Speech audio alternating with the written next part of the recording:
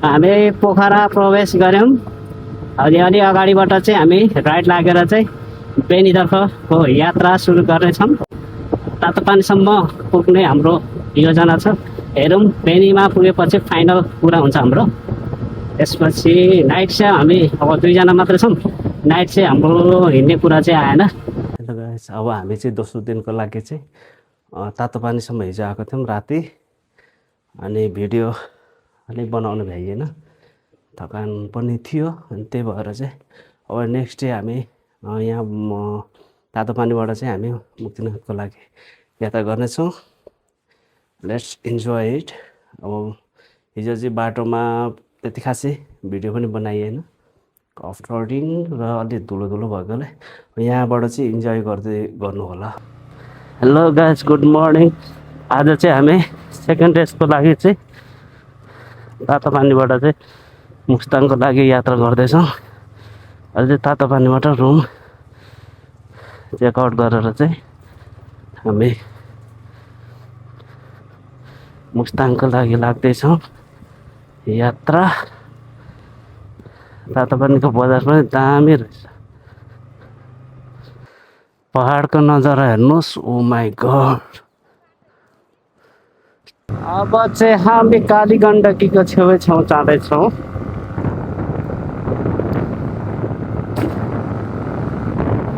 चिसो मौसम, अब माथिको चिसो मौसमलाई झनै मोहित बनाउने छ। हिमाल दामी देखिने छ।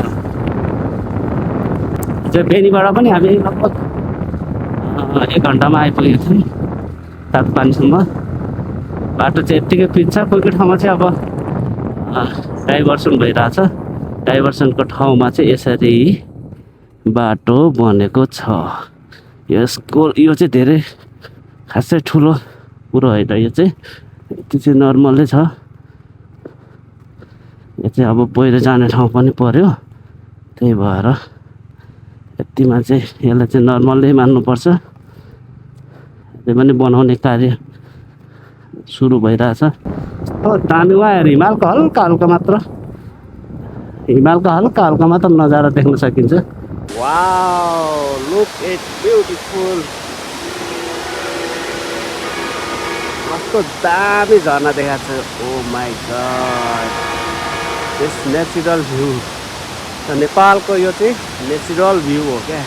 God, this is Nepal beautiful place.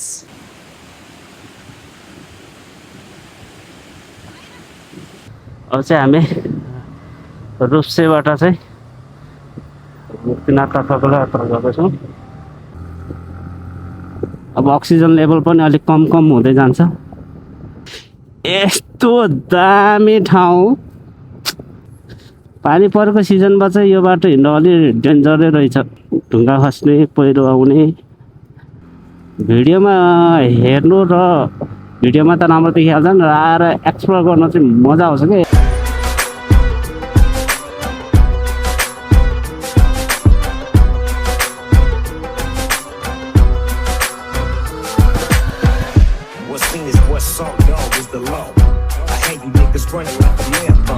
स्वर्ग हेर्ने गाई, स्वर्ग भने यही हो। स्वर्ग त हो, बाटो चाहिँ यस्तो रहेछ। स्वर्गको बाटो अलि अप्ठ्यारै हुन्छ, किनकि स्वर्ग त्यतिकै पुग्न पाइँदैन।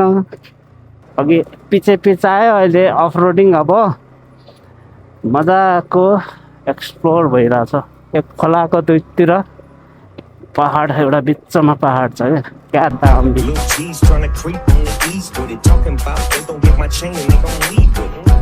They don't know once they get close. It's tic-tac-toe. 3 motherfuckers laid on the floor. Yeah, this happened yesterday. On the west, they say. I heard a SA say. He said, run, nigga, run, nigga. Dump, nigga, dump, nigga. Run, motherfucker, run. Run, motherfucker, run. Run, nigga, run, nigga. Dump, nigga, dump, nigga. Run, motherfucker, run.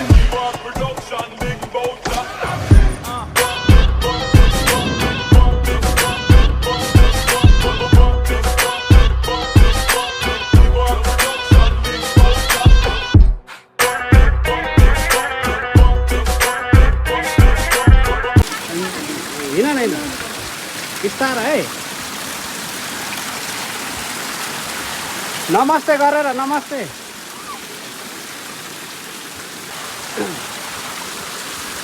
अब यता चाहिँ अलिक चिप्लो है त्यो gravel नभएको ठाउँमा हो त्यहाँ ल आऊ आऊ आऊ हो अब बिस्तारै यहाँ बिस्तारै बिस्तारै तिनचोटि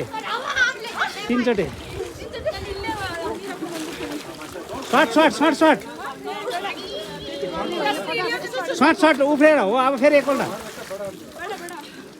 छिटो छिटो गरौँ न अब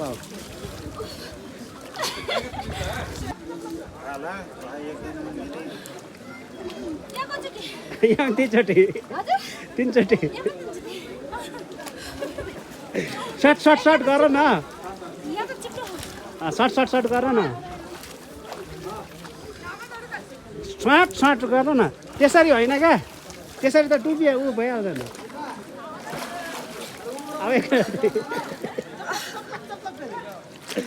अब सर्ट गर्ने क्या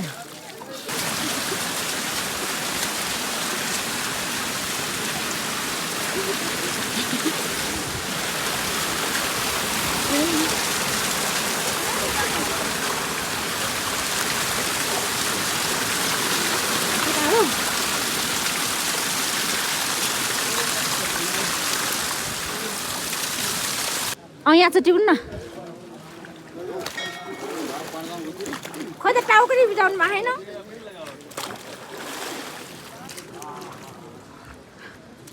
छिटो जान त्यतिकै गर्ने हो क्या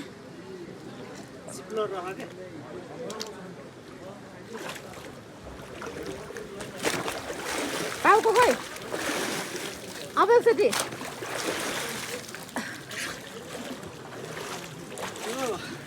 हाम्रो पूजाको कार्य चाहिँ सकिसकेछ अब हामी चाहिँ भिजिटको लागि जानेछौँ मन्दिरको एरिया चाहिँ नजारा यसरी देख्न सक्नुहुन्छ घाम लागिरहेको छ माथि हिमाल यहाँ मन्दिर वरिपरि चाहिँ यहाँ गुम्बाको एरिया कस्तो दामी छ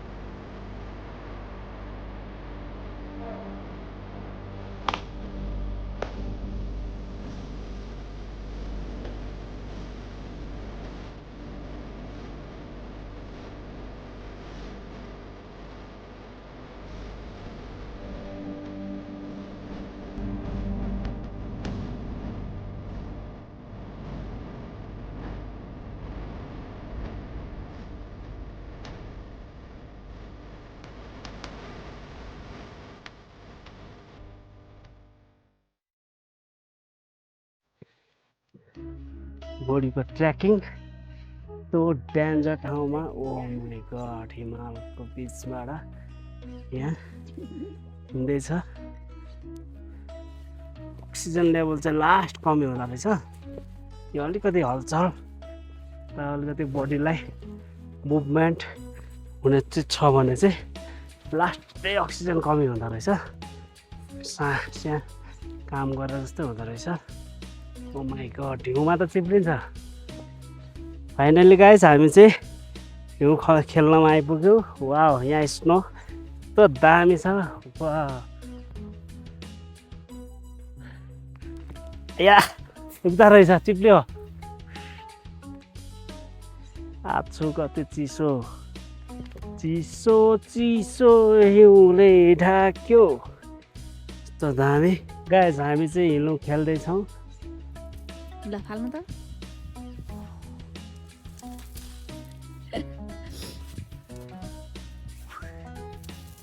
वा यसो गर्न माथि फाल्नु न